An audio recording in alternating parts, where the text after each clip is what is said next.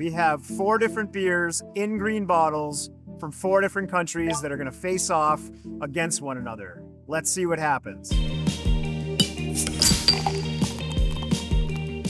So we're getting right into it today. In the German corner, we have a beer called Spaten. In the Mexican corner, we of course have Dos Equis. In the Italian corner, we have Peroni. And in the Dominican corner, we have Presidente. Michael has previously poured these beers in, and right away I'm gonna dive into sample number 1. How you guys doing? Pretty good? I'm doing pretty good. It's Wednesday afternoon at 3 o'clock and I'm drinking beer. Wow. All right, that one actually doesn't have too skunky of an aroma. Of course, green bottles, we're familiar with Heineken, Rolling Rock. That skunky flavor, those green bottles allow a lot of UV light through, so more often than not, you get a little bit of that skunked flavor from the hop compounds in the beer oxidizing and creating that off aroma. This first sample actually doesn't really have it much, just a little bit of cereal grain. Real simple, clean, sweet smelling. Tiny bit floral, tiny bit of bitterness. Fair amount of character in that beer, actually. I quite like it. And yeah, that's sample number 1. Diving into sample number 2. Oh, wow. Very different, surprisingly. Sample number 1, a little bit of cereal grain, a little bit of bitterness. Sample number 2, a lot more plain, not a lot of hop character. Very kind of sweet in comparison to this one, lacking crispness, but both very good for very different reasons. I will say I'm a little surprised 2 samples in so far that skunky character on the nose is virtually non-existent. Moving on to sample number 3. Oh, there it is. There's Pepe Le Pew. All right. Wow, nice though. Malty. Tastes a little bit darker, I think. A little more sweet, a little more complex in sample number 3.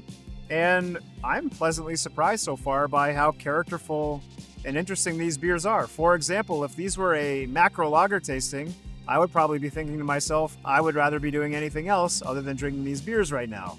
But in this case, I'm actually having a good time, and these beers taste pretty good. Sample number 4. Whoa. Whoa. Weird. That beer tastes... Did I say that beer tastes weird? Wow, I really don't like that. It tastes cardboardy, it tastes oxidized, and it just does not taste fresh.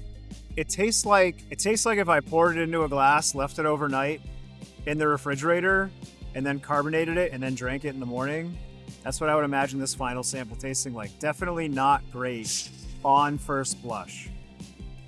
If you guys are new here to the channel, we have done this once before in a green bottle tasting, and the reason we're doing it again is of course because of your subscriptions and your comments. So here we are doing the next sampling. If you haven't seen that original green bottle sampling, definitely check it out. It's about a year old now, but we rewatched it and it holds up pretty well. And of course, your comments are the reason that we're now making this video once again. All right, so I got my first impressions. They're quite different. This first sample was pretty dry and potent. Second sample, pretty sweet and simple. Third sample, so impressionless that I forgot, so I'm gonna dive back in. That's right, skunky. Skunky but crisp and solid. And then sample number 4. It's not feeling sample number 4. If you guys have been around for a while, I kind of struggle sometimes to pinpoint which beer I like the most. But these are actually very different, and I'm pleasantly surprised by the fact that there is such a delta in flavor profile, texture, and impression that I'm getting from these 4 different samples. So I'm gonna go through for one final taste, and then I'm gonna rank them, and we're gonna see who won. Hey, you at home. You are watching this video courtesy of Treehouse Brewing Company.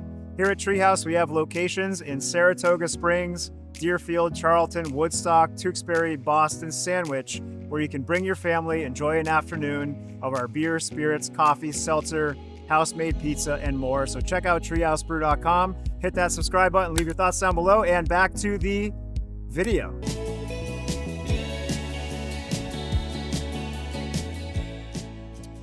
This was interesting primarily because there was a huge delta in difference between all these beers. They're beers in green bottles, they're simple lagers, but because they have different origins, I don't know where they're made. You guys will probably know in the comments. I don't know, maybe Spaten's made in Japan, who knows?